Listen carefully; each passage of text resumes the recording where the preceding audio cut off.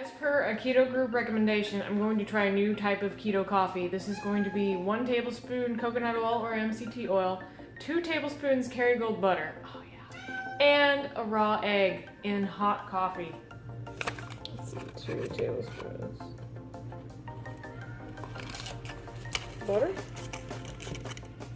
in coffee. This is my dinner, by the way.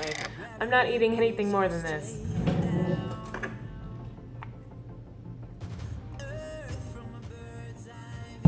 Coconut oil. Got our French press here. Go ahead and press the coffee.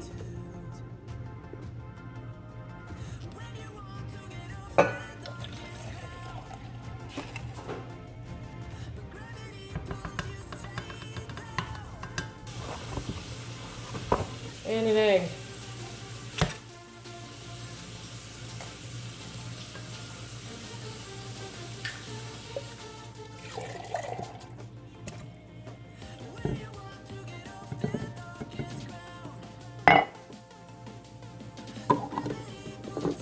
Get it to a nice latte style froth.